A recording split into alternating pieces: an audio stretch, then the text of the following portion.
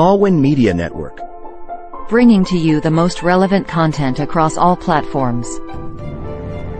Business, legal, politics, health, lifestyle, and entertainment. Your source for all the news and updates in the greater Houston community from Texas and all over the world. Get informed and empowered with Lawin Media Network.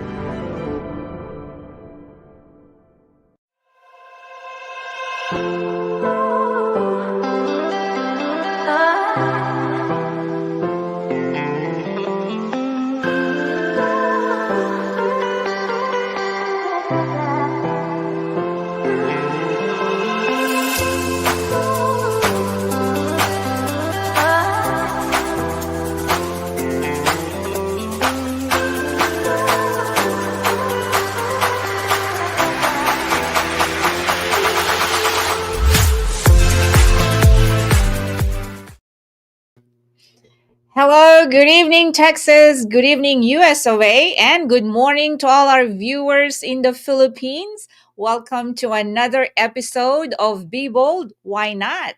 In here, we share stories of courage, passion, and purpose to inspire you, motivate you, and empower you. But before we get to the show, I just would like to show you or have the mechanics of the game here. How to join the game. Watch the live show and join the conversation. Share your thoughts or experiences by commenting during the show. Like, share, and tag at least 3 friends in the comment section to qualify for a chance to win a prize.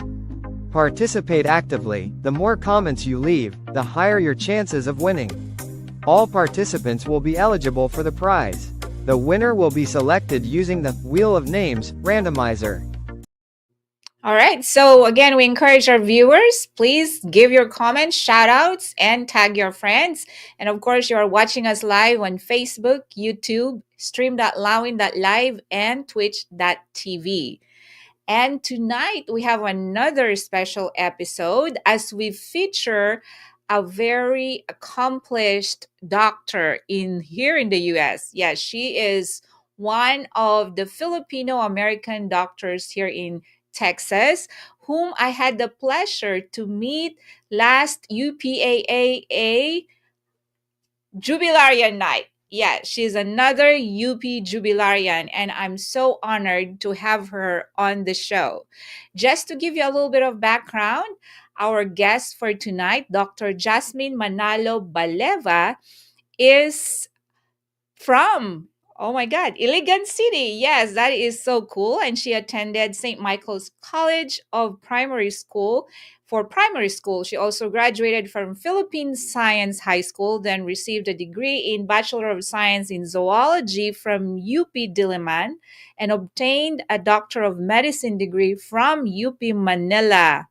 And before I call her on the show again, thank you so much for watching us live here. Be Bold, Why Not? Let's get our very inspiring and special guest in the show, Dr. Jasmin Manalo Baleva. Hello, good evening, everybody. Good evening, Houston. Good evening, Texas. Good evening, US and the Philippines. Dr. Jasmin, it's so good to see you. I couldn't believe that we just met a couple of weeks ago, and here you are. Thank you so much for agreeing or, taking our invitation to be one of our guests here at Be Bold, Why Not? We love to feature stories of our fellow kababayans whom we know will be able to inspire our viewers. Because here in Be Bold, Why Not? That's our mission. We just really want to share your beautiful story to all our viewers because they can, they may be able to get some lessons. You may be able to share something that will help them get through life. I know life is, as they say, mixture of success or, successes and failures, but there's no failure actually.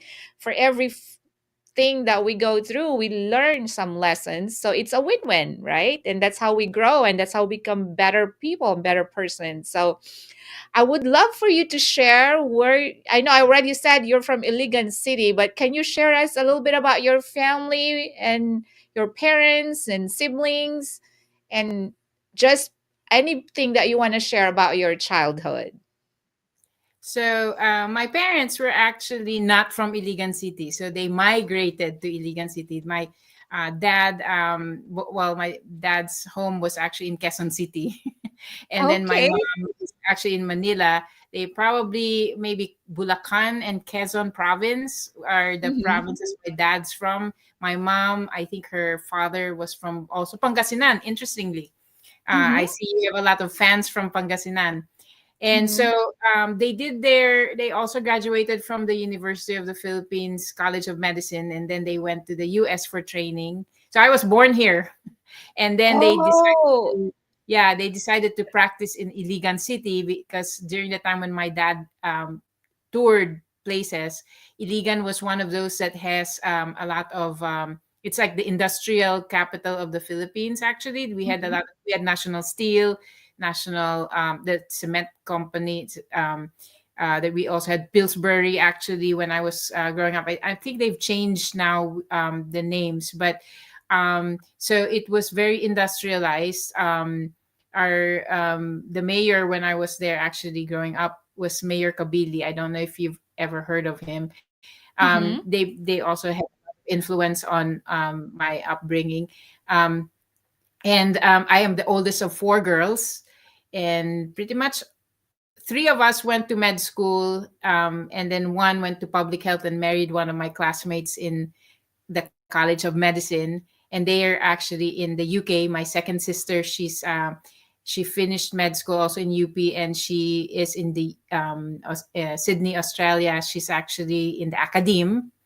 And then my Mm-hmm. youngest sister is the one who actually stayed home, stayed with my parents. She also finished med school too, but she's really taking care of the properties and what is left of business wise, So she didn't really get to practice medicine, but she's taking care of everything that was left behind from my parents, which is a lot because paying taxes, the utilities, Mm-hmm. everything that takes a lot.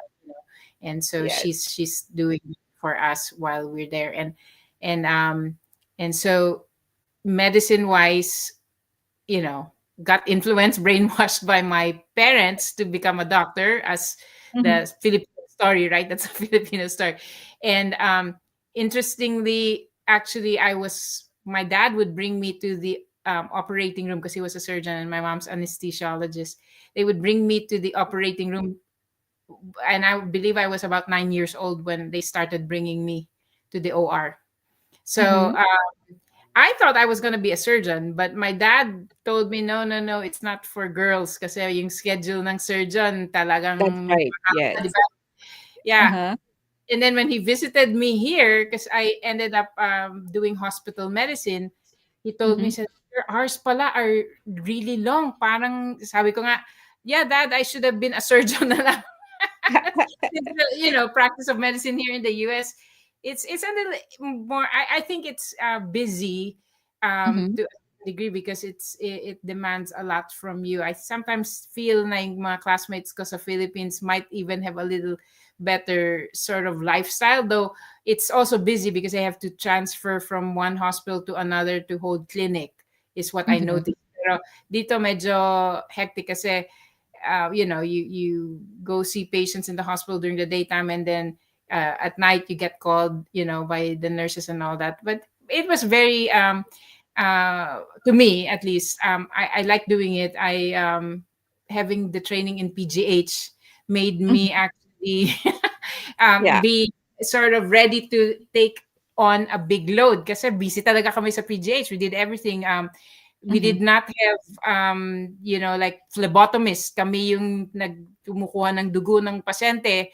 We send it to Yeah. the lab, you label it, you get the lab results from the, kasi wala pang computer nun eh, so you had to Yes. run up, Yeah. the lab results.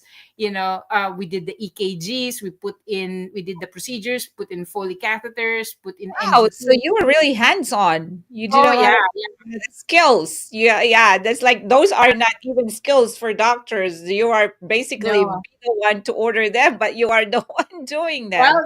the funny thing was, Interesting. the nurses kasi then when I was in, this was in the late 80s, mid 90s. Mhm, The nurses in PGH then, they were allowed to give oral meds. mhm. So we gave all the IV meds. We inserted the IVs. We even did yung peritoneal dialysis. Kami pa yung naggagawa noon na ano. Uh-huh. So the and that's PGH for you, right? We did not have Yes. ventilators. So sometimes yung bantay yung nagbabag ng patients, and Mhm, we have to kind of make sure na it's they're still awake bagging the patients. But it was very, very hands on, that when I came to the US for residency, so when we admitted a patient, I'd write the orders, do the history and physical, right? mhm. And then I was like telling the nurses, okay, give me the IVs, set and all Yeah. that. They're like, Dr. Baleva or Manalo at the time, they said, that's not for you to do. I said, wait, what? Yeah, you just put the orders in and you're done. I'm like, oh, okay. So That's really interesting. I'm like, yeah, so practice back then was really totally different from what it is now. I can yes, imagine a doctor doing all those things, right? yes. And No, here, yeah. yeah, in PGH pate, our schedule is more like your pre-call. Pre-call means you're Mhm, in the outpatient department. Okay, so mhm, whichever rotation, your OB, surgery, so you're doing outpatient clinic on your pre-call. Tapos call ka, which means you go to the ER, admit patients, take care of the patients in the floors, and then post-call, you just have to clean up and finish, and then go home. Nowadays, with the limited hours for residents. I don't know if you're aware of that. mhm. The Libby Zion, there was a Libby Zion case where I guess they sued, and included in the sue was a, I guess, a trainee. I'm not sure if they were a medical student or a resident who was supposedly, they said they were sleep deprived. And so after Oh. that case, there was a law that was passed that the residents have to have protected time now. So after you go on call, you're allowed to go home by noontime the next day. Mm, The problem mhm, with that, to me, to be honest, is training to me is where you get exposed to the patients and the different cases. If mhm, you're limited during training where you are kind of protected, actually, kasi may mga senior residents ka pa, may attending, ganyan. mhm, When you're protected, it limits the number of cases that you get. So what I noticed when I went out into practice, I actually practiced at Memorial City Hospital. So there was a period where I was with people who were trained the same way as I was trained. So we were really exposed to a lot of cases. And then nung dumating na yung, I guess they may be more closer to the millennials. mhm, They were not used to seeing cases. So they were very, intimidated by the workload. mhm. So, for me naman, it's the opposite. When I got out into practice, sabi ko, oh, mas madali na to kasi it's not. You were like super trained. You were Yes, already super trained. exactly. Yeah, and some now Exactly. they're like kind of under trained. I think it's Yeah. kind of the same in the nursing field because you know Mhm. how I'm not saying that all millennials are like that, but we were trained in the Philippines too where Mhm. our clinicals are like more hands-on. We Mhm. had to practice putting IVs, and then Mhm. we really had to go to the OR or to the delivery room, and we were exposed to all these kinds of things. That's why when we come to the US or when Filipino nurses go out of the country, they are already prepared because Yeah. our training is, I think, different. We're more hands-on than here. They're very good with theories, but I Mhm. think with practical application, that's where the training or the system probably is lacking some, Yeah. right? But Yeah. and unfortunately, I think it's because of what they are afraid of, which is liability, and they Yeah. try to protect the patients. But unfortunately, in turn, I mean, even when I was a hospitalist, because obviously when you're a hospitalist, you're exposed to every single member of the care team. So you Mhm. you know the RTs, the Mhm. pharmacists, and all that. What I notice even with nurses is they limit what they can do, um, Mhm. regulatory wise. And so sometimes I feel it's it doesn't do the patient's service if you don't really expose, healthcare providers to actual disease and how to deal with it. Kasi yung mga regulatory like in JCO, they limit masyado, like, oh, you need to write, let's say, Tylenol. You need to write Tylenol and put parameters, okay, like 325 for pain of, yeah, or 650 for Mild, yeah, mild, moderate, and all that. Mm. Yeah, and I think as long as we're following the standards of care, I think we should be good, but we should be provided with the proper training because that's what Mhm. really counts when you're out there doing practice or practicing Mhm. what you've learned is actually doing the right thing. Anyway, Dr. Jasmine, we're already on our first break. So Okay. so when we come back, we will continue chatting with you. So see you after a little bit. Okay. In a world filled with fleeting moments, there's beauty waiting to be captured. My name is Christian, and I specialize in immortalizing your most precious memories. From elegant weddings to vibrant events and timeless portraits, I'm here to make every moment unforgettable. Let me tell your story through the lens. Contact me today and let's create magic together.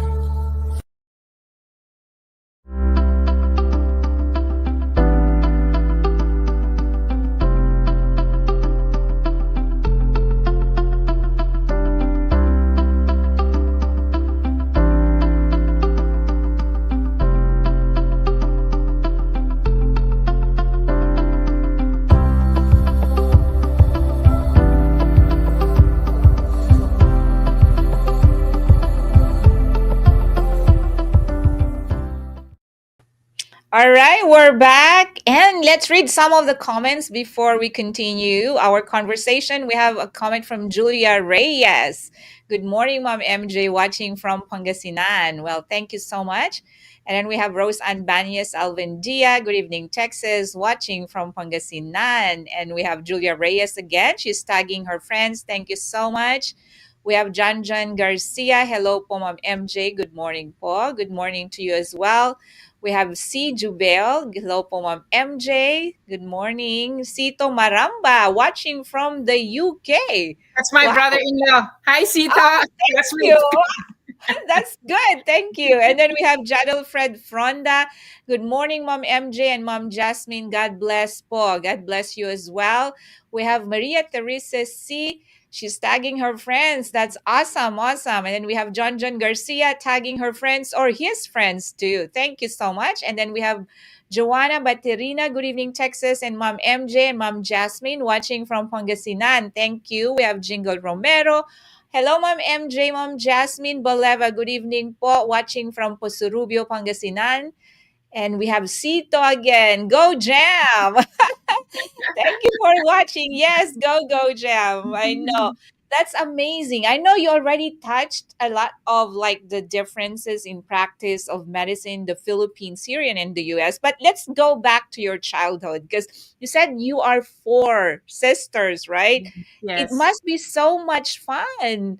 So, can you share us some like beautiful memories with your sisters growing up? And it must be hard for you going back and forth Philippines and the US. And it's interesting, you were born in the US. What state were you born in the US first before we go back to your childhood?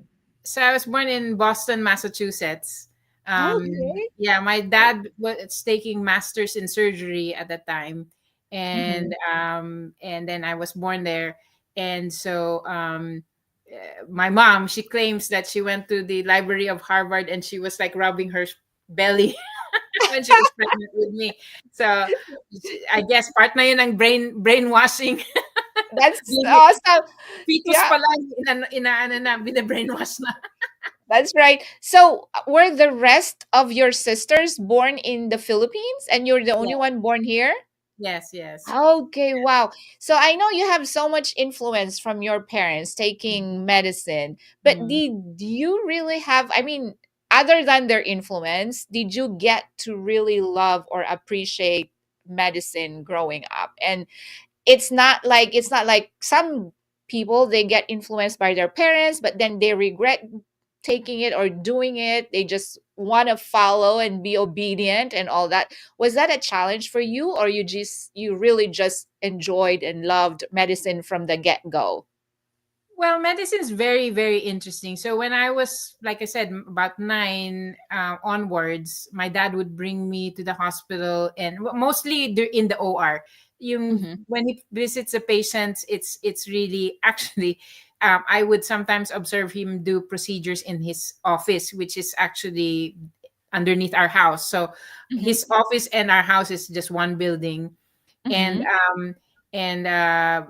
I would go with him to the hospital. So in my mind, and I was, kind of doing well in school, so Mhm.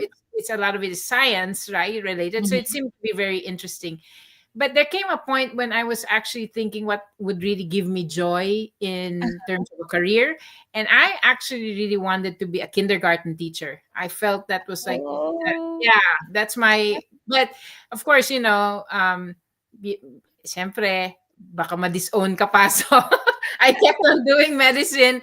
I mean, I went to college and then did med school. And then when I got to North Carolina, one day I was driving from my apartment to the hospital.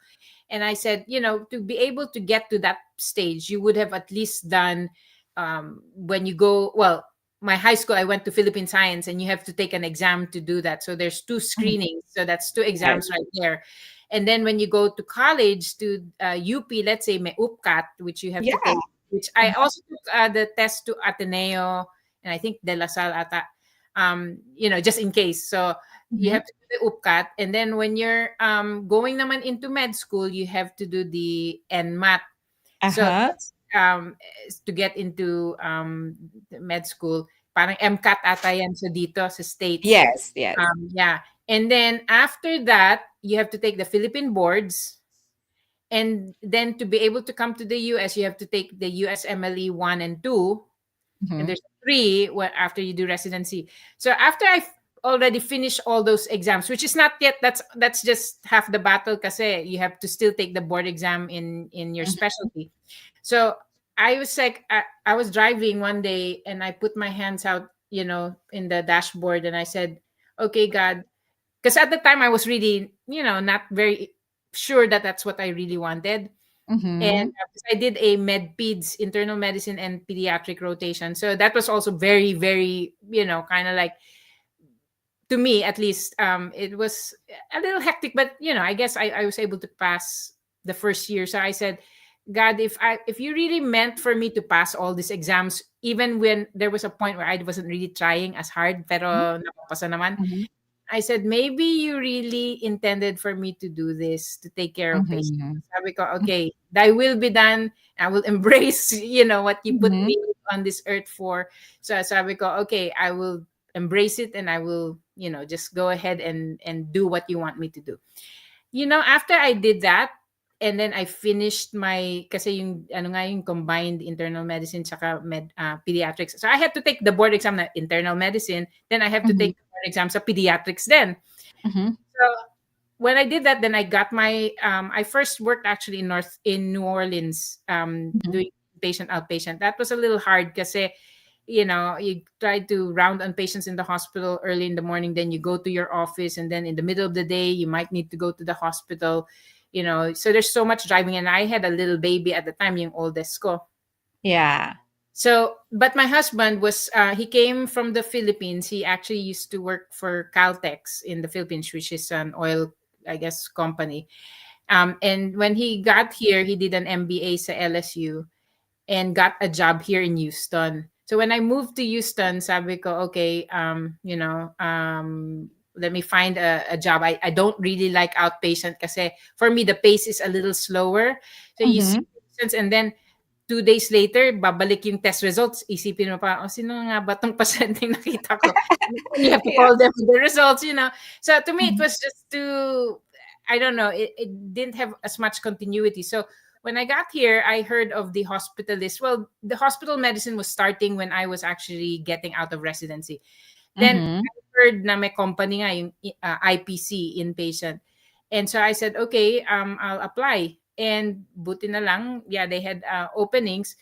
And that was, oh my God, I said, this is what I was really made for and trained for. Because in medpeds, is a lot of it is they try to give you all your ICU. So all the ICU rotations kailangan matapos mo. So Mhm. it sacrifice yung actually yung mga electives. But when I got back in the hospital, I go, oh my God, I feel like I'm in my natural environment, my You're natural. in the zone. Yeah, you're in I the love zone. it. Yeah. Yeah, I loved it. I said, oh, that, and you talk to the nurses. There's a lot of people in the hospital that you really, have good Mhm. relation, end up Mhm. having good relationships with the staff. You know everybody in terms of nurses. I mean, I knew the nurses in the ICU. I knew the nurses in the nursery because I used to Mhm. also attend to deliveries Yeah. then too. So um, it was really something that I enjoy, and so I did it for 21 years actually, Mhm. until just as COVID was ending, kind of.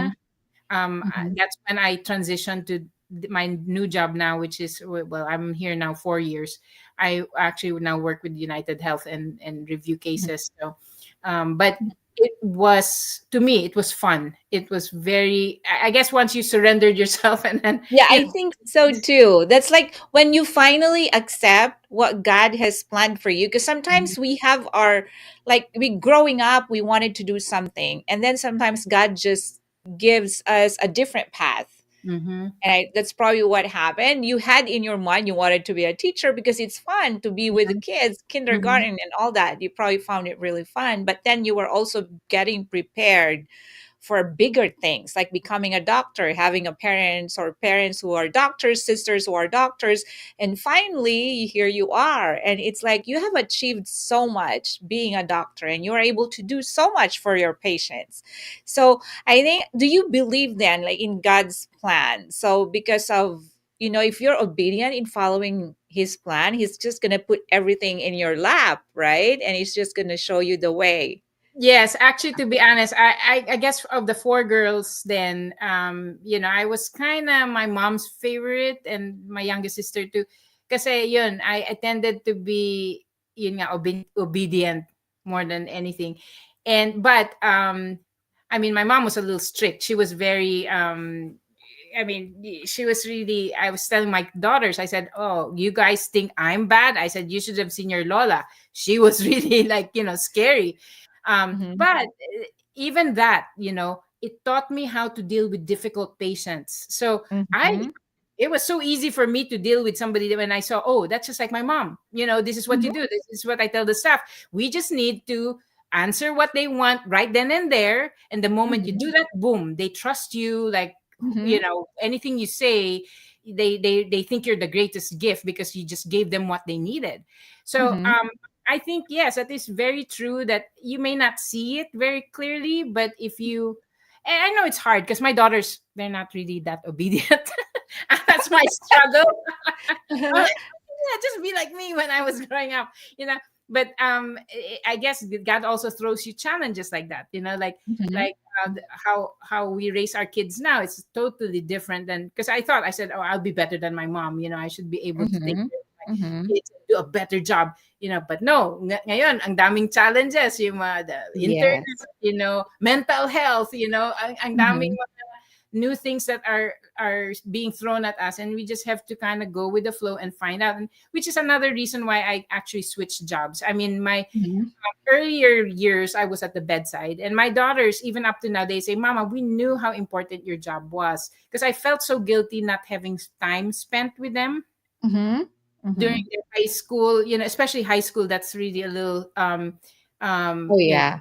challenging time. And I Mhm. told my husband originally, I said, when our oldest gets to high school, I want to go part-time. And he Mhm. said, oh, calculate siya kasi very financial siya, sabi. No, no, no, no, no. Sabi niya, full-time ka pa rin. Mag-hire na lang tayo ng nanny, ganyan, ganyan. Sabi ko, okay. But there are really times when quality of time is not enough. You have to give quantity of time as well. Mhm. So Mhm. when I actually quit the bedside, and I'm doing what I'm actually a telecommuter, Mhm. job right now. Um, I really am now giving a lot of time to my daughters as well. So and I think being a parent, hindi talaga enough kung quality lang or quantity lang na walang quality. You really have It to give. has to be both. Yeah, we have to give both. I know, and there's so much difference. There's so much difference from our upbringing in the Philippines, especially if we grew up in the Philippines, to here. So Mhm. other than cultural and environmental influences, of course there's that generation gap. And I think as parents, we just have to adjust and adapt also, because they are very vocal here. Yeah, I have a teenage daughter too, so I understand where you're coming from. But we know that's a very interesting topic to continue on when we come back. We're going to go on our next break. And when we come back, we'll continue talking about parenting this time, because you've shared so much about your career and your profession already. Now we'll talk a little bit about parenting when we come back. So see you after a short while. Join us for a captivating new series where Lawin sits down with the trailblazers of the music and entertainment world. Discover the stories behind the faces and voices that shape our culture and community. We will bring you exclusive interviews with industry legends and rising stars. Behind the scenes insights and get a peek into the creative processes and personal journeys. Artists and performers and their upcoming shows and events. Stay tuned for more updates and sneak peeks. Follow us on social media and subscribe to our channel. Filing taxes, dealing with tax debt, or facing IRS actions is stressful, but you don't have to go it alone. Call 832-674-0829 or visit www.taxresolutionesq.com. All right, we're back and we have a lot more comments. And by the way, I just would like to thank again our viewers. Thank you so much. Despite the time change, you're here. So I was a little bit worried in the beginning that because of the time change that you won't be able or you'll miss the show. But thank you, thank you. Anyway, we have more comments from our viewers. Let's see. From Christine Marie Suarez Ascon. Oh, my roommate. Christine, thank Yeah. you. Titin is my roommate in UP Diliman, Kalayaan. Okay. Very nice. Thank you, Christine, for watching. And then we have East JC I Krag. I don't know what. Okay. Hello. Good morning. That's a very unique name. We also have another comment from Sito Masantos Ikabuasan Edsik. I don't understand. Is that like Bisaya? No, that's either Ilocano or Pangasinan. I don't Oh, know. okay. All right. Well, I didn't quite understand that. Anyway, Alvin Reyes, hello, Mom MJ and Mom Jasmine, watching from LG Water Refilling Station, Poso Rubio, Pangasinan. Thank you, Alvin. We have Densho Estarija, good evening, Texas, and Mom MJ, Mom Jasmine, God bless po, watching from Pangasinan. We have Edelrose Arce Gamboa, magandang umaga po sa inyo, mga madam. Magandang umaga rin sa iyo. And then we have Arare Kilman Ungria. Good evening, Texas. Hello, Ma'am MJ and Ma'am Jasmine watching from Pangasinan. God bless your show. Mabuhay ang Lawin. We have Julia Reyes. Why nakaka-inspire naman po ang mensahe niyo, Ma'am Jasmine. God bless. Ingat po kayo palagi. Gabayan po kayo ng Panginoon. Thank Yes, you. yes. And then we have Maria Teresa C. Big troop kong para sa iyo po talaga, ibibigay po talaga ni Lord sa iyo. That's very true. We have Joe Mark C. Proud classmate here. General yan siya. Oh my Yes, in goodness. the Philippines. Yes, in the Philippines. That's my Yeah, classmate. thank you so much, General, for watching. And then we have Helen Tan Diaz watching from Another Iligan classmate of- City. Yes, she's Helen. I think are you a principal, something like that? She's very high in education. In Yeah. Iligan City. Yes, yes. I'm okay. That's another thing. You know, Iligan City. I don't know if anybody, because you have a lot of fans from Pangasinan. Iligan Mhm. City is in Mindanao. It's in Lanao del Norte, or I'm not sure if Mhm. it's I don't remember now what region. Dati region 12 kami, but it changed. So Mhm. that little city, I'm very impressed with my classmates. They're very, very successful, accomplished. Like I said, we have 2 generals in our class from Wow. elementary. We have a Congress. I don't I remember what councilor ba or congress na siguro councilor who's the one that wanted to watch sana pero she has a case in court. that she was going to, I guess she's an attorney, so I don't know exactly the details of what she's doing. We have like I don't know if my classmate also from he heads Honda Philippines also in Manila. Mhm. He Mhm. he was saying na baka he might can watch. I don't know. Okay. I'm very impressed with our class. My Yes. classmates from elementary. They Yeah. really. I think it's also the education that we received at the time. There were Mhm. nuns, and I don't know during your time kung meron pang home economics, yung mga Yeah, ganon. we did. We did. So we did cooking. We did like sewing, right? Yeah, Right. yeah, So I mean, cooking and all that. So that's the beauty of the older curriculum, right? Or mhm, curricula in the Philippines, because you learn to do things like yeah, practical things. You yeah. apply and you do it for, on a daily basis. So we just don't learn about academics, but Mhm. we learned about other things. Oh, That's and then we had a impressive. lot You of Yeah, we Yeah. had a lot of performing too. Remember, we like may Yes. college day kami, meron kaming we have a very nice auditorium actually in our Mhm. elementary. It was a big Mhm. stage, and so yeah, we would dance. We even had intramurals where we did a lot of like competition. Like Uh-huh. there were games, ping pong, volleyball, and stuff like that. And so I Mhm. think that built character in a lot of us Yes. when we were growing Yeah. up. Just Mhm. being able. That's why I really don't know what's gonna happen with the next generation. I think now they're really realizing that just being on your um, device is not a good Mhm. thing. That It really just is not. So yeah. now that you're a parent, Dr. Mhm. Jasmine, I know your mom, you said, was kind of strict, but I bet you learned something from her Mhm. and that you carry, and something also that from her experience or from your experience with her, there are things that you wanted to change. Now, what is the difference of the parenting that you had from your parents to what you're doing to your daughters now? Because it's a little bit more challenging, especially here in the US, because you know how kids are given the freedom to speak for themselves. They even can call 911 and report their Yeah. parents, if Yeah. they care or something like that. So Yeah. what is something different that you're So doing as a parent? my mom was very traditional Asian parent, right? She was even Mhm. my dad was really very nice. He was a very nice guy. He balanced her out. She expected a lot from her daughters. Mhm. And so, we had to do really well in school.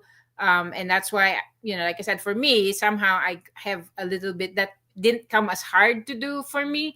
But yes, Mhm. anything she said, dapat sumunod.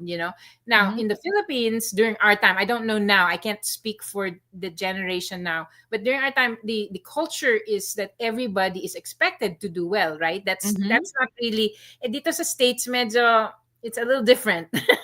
It's like everybody has an opinion and they have the right to Yeah. voice their opinion.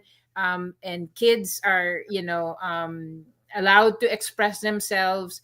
The one biggest thing that I really worked on hard was to not allow my daughters to hide things from me. Kasi during Mhm. when I was growing up, syempre stricto yung mama mo, di ba? You still end up doing things they don't want you to do kasi paano pa Yeah. kayo, right?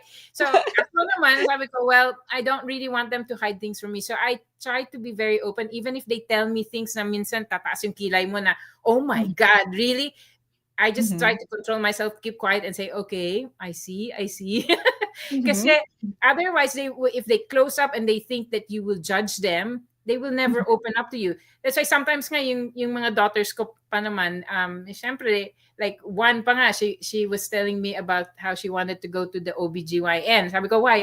Sabi, no, but I want to have them check down there. I'm like, oh my God, in my head, like, kasi culturally, right, they're all Yes. yeah, so, Mhm. so I was like, well, we didn't. The first time I even went to an OBGYN was when I was pregnant with my first daughter. But for Uh-huh. from here, it's like, oh, it's a thing. It's I'm like like, a normal thing. yes, Yeah. yes. Yeah. And so I just try to keep quiet and just, agree. So one thing that they have told me though is that they are so glad that allow them to speak up and just say what they have in their minds. Because if you allow your kids to say those things, then you can find ways to support them better. Because Mhm. if you don't know what's going on in their minds, I know that there was that one girl, yung anak ni ano, the si Kuya Kim or something like that. I saw it on social media. Yung that his Mhm. daughter died or something, or committed. Mhm. Mhm. So that was one thing I feared the most, is that they will hurt Yes. themselves, right? So that's why I tend to really just have them express themselves, and even if I don't agree, then you try to think of a way to say it. Kasi minsan, like especially my oldest one, whenever I would correct her or say something, na like yung nanay ko, kasi you come out, you're wearing something, right? She'll say that, are you wearing that, what the heck? Mhm. I can never say that to my, kasi yung oldest ko, especially when she was like middle school, ganyan, she would say, Mama, you're hurting my feelings, when I make a comment about what she looks like. I can relate. Dr. Jasmine, I can totally relate, and I'm the same way.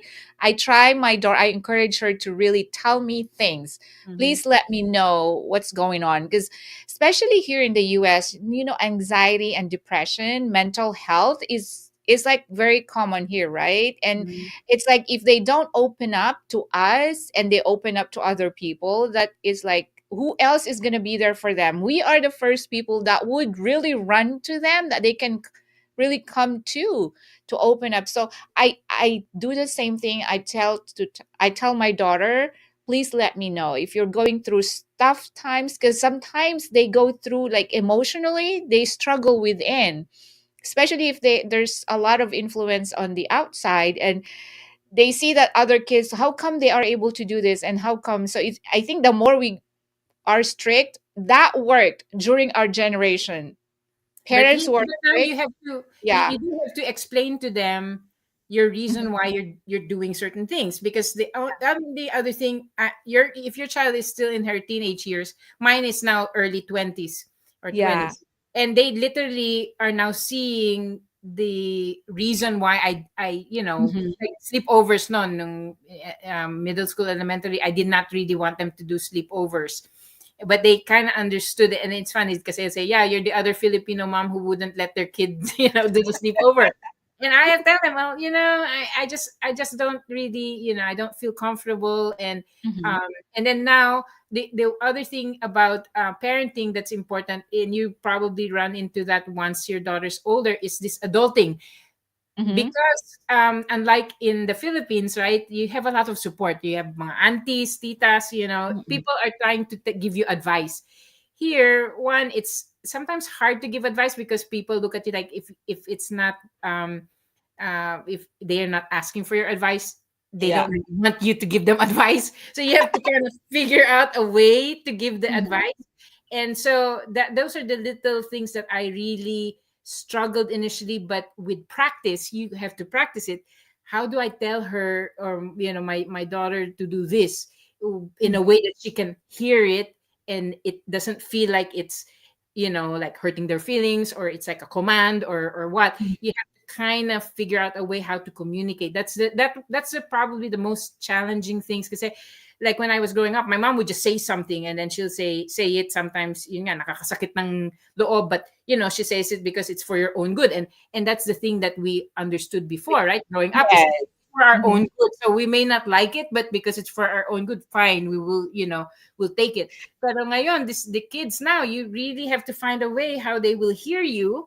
And yeah, to say it right without being yeah. judgmental, because they're like, yeah, even if we say it's for your own good, they still don't So, understand. mm-hmm. Yeah, I know. That's a challenge that I am going through as a parent as well, but I'm learning it. And then they say you have to really pick your battle, because Mm-hmm. sometimes, Yes. yes, because Yeah. the more I think that we give in and argue with them and not really just give them space when they need to, because they do need that, it's different, Mm-hmm.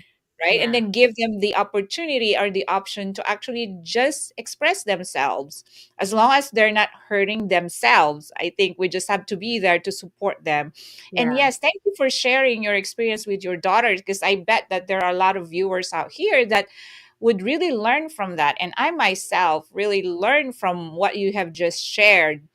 And the other thing too is that I noticed here in the not only in the US, you watch movies, right? They all talk about, oh, I'm me going to my therapist. If you really feel you don't have the support, you don't have enough family here to back you up, to be mhm, honest, when your kid's trying to say, hey, I need a therapist, sometimes you need to just give it to them. Because the funny thing is, so I went that route because yung daughters ko nga, they're very smart and they're very, so I noticed the therapist is just telling them the same thing I'm telling them, but they listen to the therapist. that's true. You know what, Dr. Jasmine, it's the same thing. And I had to let my daughter, but she just did a couple of sessions, and it's like after. I mean, she was really fine. So it's like, why Mhm. do we have to keep paying somebody when she's fine now? Like she only had to go through, and sometimes we just have to accept they just need to hear from somebody, not us, because they Yeah. are at that stage where they listen more to other people than to their parents. And then at some point, they would realize my parents are right because Yeah. I'm hearing the same thing from others. So Yes. it's validating, actually, Yes.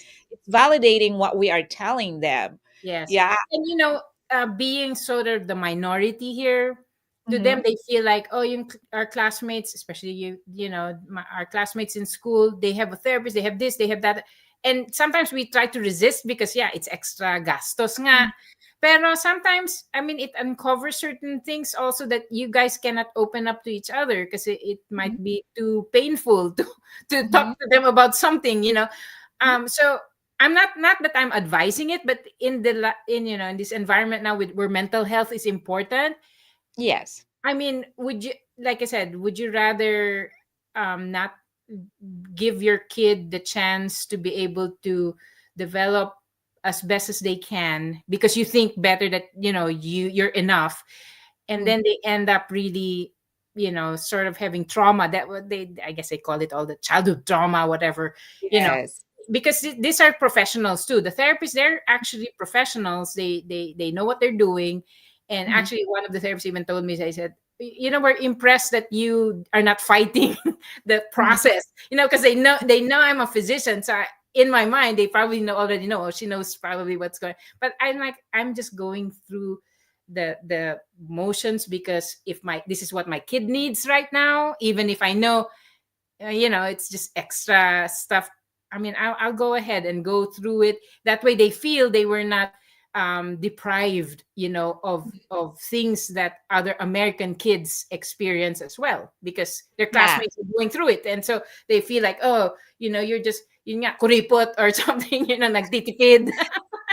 And then, as I said, I think it's good to give them that opportunity because we always say, always seek professional help. If Mhm. you're going through any type of mental or emotional, and your friends and family and your spiritual advisors, whoever, it's not enough. You have to go through professional advice and Mhm. seek that professional help. Mhm. But also at the same time, as I've said, sometimes it validates what we're telling them too. So it actually brings us closer to each other. Yeah. Anyway, Dr. Jasmine, let's go on our last break. And when we come back, we'll talk about other fun stuff, like Okay. other things that you do Okay. besides being a multi awarded physician here in Houston, Texas. Okay, so when we come back, we will continue our chat with Dr. Jasmine. For divorce and family law in Texas, Liggett Dizon Law Firm PC will guide you every step of the way. From initial consultation to detailed review of your case and strategic planning. We'll sit with you during negotiations or mediations, and represent you in court. Whether it is a family law, estate planning, or immigration, we will be there to guide through the final steps. So, leave your legal matters behind you and embrace your future. You can contact Liggett Dizon Law Firm PC at 346-5454-346 or visit DizonLawFirm.com. All right, we're back and let's read some more comments from our viewers. We have Joe Mark again. General. It was Yes. SRA or something. We were given time to read stories and answer questions. Miss the days with Moms Regalado, Julian, etc. Wow, Yes. that's awesome. And then we have That C. SRA Jubel. is that SRA is a very good. I don't. Some schools still have it, but I thought Joe Mar is very right. I enjoyed it. It's actually tries to have you be able to read and do critical thinking. So Wow, that's good. mhm.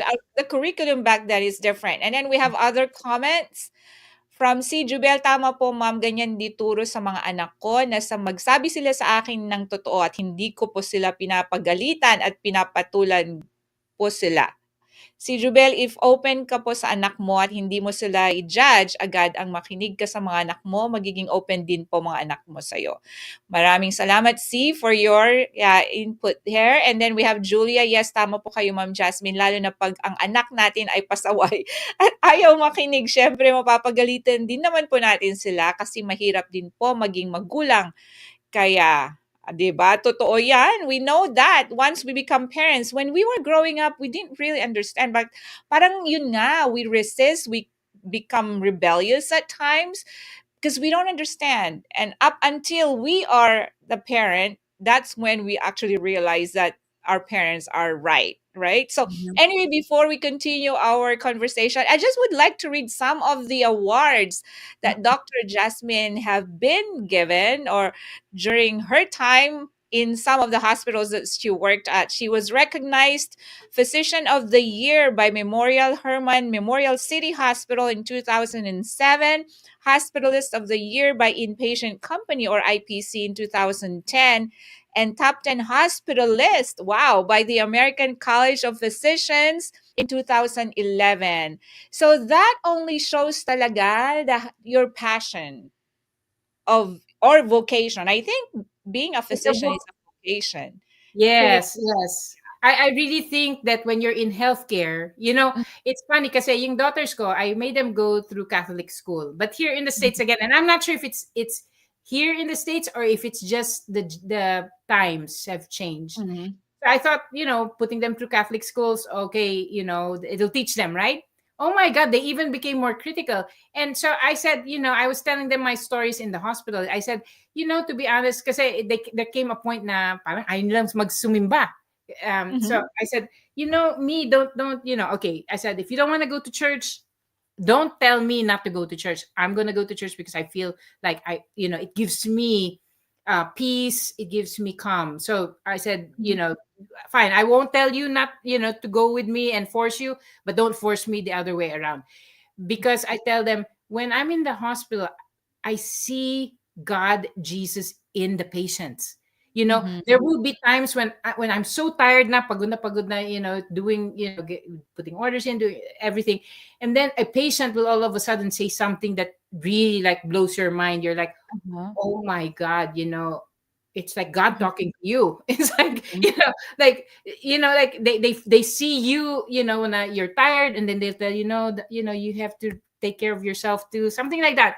So I really feel like in being in healthcare is very special that you do see things that you can't even explain by science sometimes, you know um and then sometimes when I go to church, the priest will start saying something related, I can relate to that something happening in the hospital, and I'm like, oh my God, he's talking to me. So Yeah. I really think it's not, you don't go to healthcare because you want to earn a lot of money, because it's really much work than the money, to be honest. It's Yes, not that's worth true. it. If you're really looking at the money and the amount of work you're putting into it, it's not, it's not worth it. But if you go in it because you really want to help people feel better, you can't cure everybody. And I know you're in hospice, which I was telling you the story when my daughter, we had an inpatient hospice unit in the hospital, and I would take her to round sometimes just because she was sort of interested. So I said, okay. And when we were in the hospice unit, she would say, Mama, this has got to be the most depressing part of your day. And I said, actually, Anna, no, this is actually the part of my day that I feel the most relaxed, because all I need to do is make the patients feel better. That's easier than trying to cure them of something that sometimes is not curable, right? I said, Yes. but that, all I need to do is either listen to them tell stories, or do something for them that will make them feel better. And to me, Yeah. what that to me actually, hospice is not really it's not the hardest thing to do, but actually it's the most, to me, it's the most how dignified, you're giving I think dignity to what you're, fulfilling. yeah, Yeah. fulfilling. Yeah. I just had, because I have a patient, Mhm. earlier today when I Mhm. our first encounter, the husband actually said, I don't know how you all do what you do. It takes a special person. It takes somebody that have the passion and the compassion to do your job. So those words from patients, you're right, they make you feel better Mhm. because they tend to appreciate even just simply holding their Yes. hands. Mhm. You make a difference. You make them feel better. And I think it gives us a different perspective about life, seeing these patients, seeing these people struggling with cancer. I mean, at very young ages. So it's like it makes you appreciate life on a day to day basis. So Mhm. we're there for them. And you're right. If we actually gauged how much effort and how much time and how much listening and how much compassion we put into what we do, you're right, it's priceless. Mhm.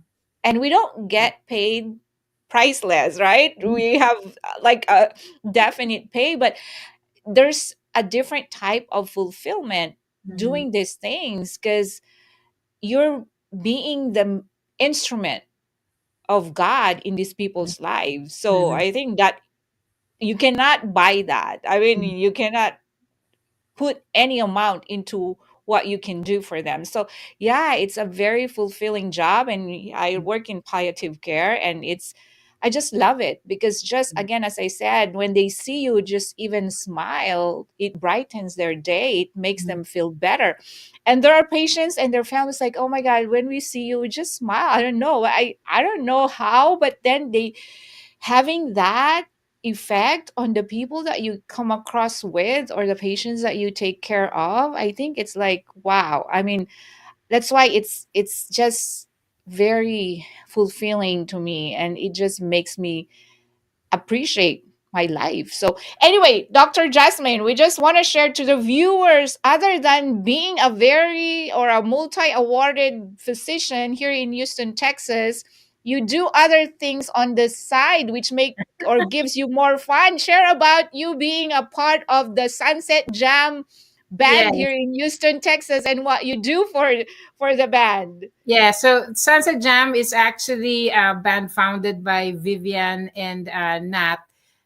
They had actually, I kind of got recruited. I'm like the fifth one, maybe they recruited to join the band as the fifth member for an all girls. So they Mhm. actually wanted to make it an all girls band. So I was a keyboardist. And I'm still with the band, and we have a show at Jerry's Grill November 15th, so in a couple of weeks. And it's just something that fell on my lap. I actually had just left the bedside. I joined my job with United, and December of that same year I joined, one of the guys actually from another band had texted me and said, hey, Doc, di ba nagtumutugtog ka rin ng keyboard? Sabi ko, well, yeah, but it's been a long time. The last time I played was with my college band in Mhm. UP College of Med. And at that time, mga 3 songs lang yung tinutugtog namin sa talent show. So I Uh-huh. said, okay. I said, sure. I can meet with these people, whoever they are. So I met with V in her house, and I did a somewhat of an audition. And so Uh-huh. they kind of liked it. So they said, okay, here's our gig. Our next gig is in January. This was December, I think January or Feb. Feb, Valentine's. Sabi nila, here are the 30 songs. 30 songs to learn. Syempre, ako coming from zero kasi I wasn't playing much piano at the time. So oh my God, 30 songs. I started learning those 30 songs, and then over time, you get used to the songs. And to me, it's another fulfilling thing, right? Oh I love yes. to, yeah, it's something that you can't really describe. You can't get it anywhere else when you're playing music with other people. Mhm. And Mhm. he is a very good drummer. Her rhythm is Mhm. impeccable. And then we have a bassist right now who's really good. And when you play with people who also have the same passion, and you just enjoy it, I don't know, it gives you a different kind of joy and a different kind of Oh high. yes. um, Absolutely. Yeah. Yeah. Mhm. I mean, the only thing is kasi nowadays there's a lot of bands here in Houston. Mhm. So, Mhm. hindi na kami every other month tumutugtog, mga siguro 3 4 times in a year, but we try Mhm. to also play in other venues, but Mhm. it's like I said, it's something that I enjoy very much. And so yeah, if you have the time, you can watch us at on Mhm. November 15th at Jerry's Grill. Yes, yes. Uy, classmate ko yan from Narlito. Yes, Great discussion. Shout out to you, classmate. yes, Yes, it's never too late. We're on our 50s and we just, if we do what we love to do, I mean, that makes life even more fun yes. and I can tell you fulfilling that. and joyful. Yes, that classmate of mine, Sinarlito, is a good example. He's an allergy immunologist in Florida, but he Uh-huh. also does TikTok. He's actually makes dances on TikTok. And then we have this class now, and we have this mule, which is I guess it's a singing app. So we sing with Mhm. each other, like they open up a song and then you join them. And he Uh-huh. also dances with their, I think it's a folklorico. I don't know if Nardita, if you correct me if I'm wrong. So it's a local dance group that does a lot of the Filipino dances.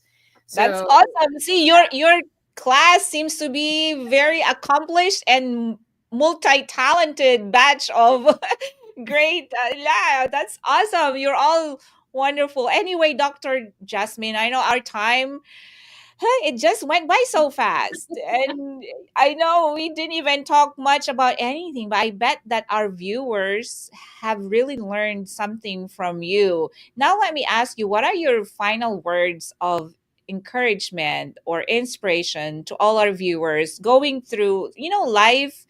Nowadays, there's so much chaos, there's so much uncertainties with so many things going on all over the world. But what piece of advice can you give to us? So, we just have to enjoy life without getting so stressed about anything. Yeah. this is actually a good this is what I told my daughters, because when they're not anti-Trump actually.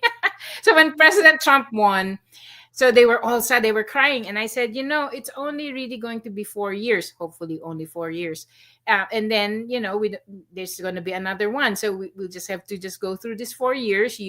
Since you're in college, just study, don't even think about it, don't get your don't worry too much about news and stuff like that, just hunker down, focus on your studies, and next thing you know, the 4 years are gone, right? And then we just this weekend I visited my daughter because may Savannah Film Festival. It's actually their school, Savannah College of Art and Design Film Festival, and we talked about it again. And I said, especially Gen X, we're good at this because we've seen a lot. We've seen when oil prices went up, in the, what is it, 80s, 90s. Mhm. We've seen HIV, we've seen AIDS, we've seen Yeah. COVID. COVID. Yeah. We've been through a lot, and all you need to do is, sometimes when the world looks like it's getting to be scary, um, confusing, you don't know what the future is going to hold.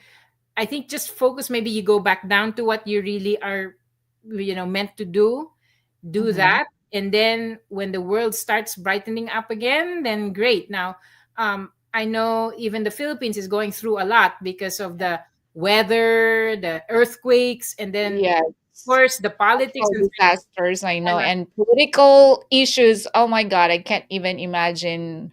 yeah. Yeah. So I think just focus on your little world, make that a better place. Mhm. So if you're working, just do the best you can at work. If you have family and kids, just focus on them. And then maybe, hopefully, pray that Mhm. we have light, because it is really hard. It's very discouraging when our politicians are doing stuff, and parang Mhm. walang justisya ba, I Mhm. mean, oh, that's another thing too. Gen X, we went through Cory and Marcos, remember? So we've been through a lot, that they come in cycles. Mhm.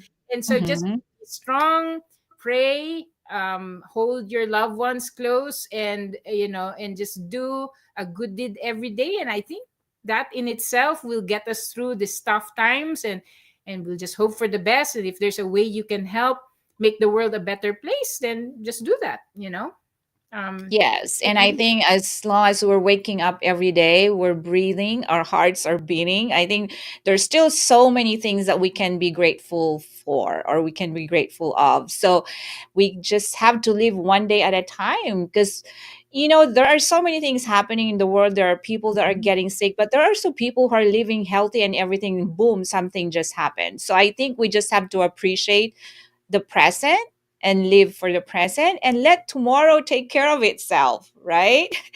Yeah, well, it's the best one thing more we thing can I do. actually forgot to mention. Yes, one more thing I forgot to mention is help yourself too. So as we Mm-hmm. get older, I'll be 60 in 2 years. Imagine. So I've been starting to do weightlifting as well. So Mm-hmm. anything like that, just for your health. Maybe do a little Mm-hmm. bit of weightlifting, especially nasa if you're in your 40s, 50s. Do walking, dancing. That type of Mm-hmm. thing. Just keep moving. That way you don't get sick and be debilitated when you're Mm-hmm. um, starting to get older. Take care of yourself as well. That's the only thing. If those are the things that we can control, because we Yes. can't control the things that are happening in the world. So just take care of yourself, your family, and do a good deed every day. That's all I think that we need to do. And I think we'll be surprised that in the long run, a little good that you do it each day, even exercise, it Mm-hmm. will actually just be present, and next thing you know, oh, you're getting stronger. That's very good advice. Yes, and your future self will thank you. So Mhm. self-care is very important. So again, it has been a pleasure having you in the show, Dr. Jasmine, and thank you so much for everything that you have shared. And before we end the show, let's see and find out who our winner is. All right. There you go. Wow, that's a lot of comments we had tonight. All righty. Wow, congratulations, Julia Reyes. Wow, I think she's been winning a lot. So, yeah, I just want to share Dr. Jasmine in the show. We are very blessed, So, even with a little thing that we can give our viewers, whoever wins, it really matters to them. And just a show of appreciation for their loyalty, for always watching the show. So, congratulations again, Julia Reyes. And thank you to all our viewers tonight, especially to those who are like Dr. Jasmine's classmates. And thank you, General. And we have doctors and Christina's Kona and everybody else that I may have failed to mention. But to all of you, thank you very much for watching our show. And watch us again Monday 8 p.m. Central Standard Time. And don't forget, it's 10 a.m. in the Philippines. So thank you for watching Be Bold, Why Not? This is your host, MJ Concepcion, signing off. God bless everyone. Thank you so much also.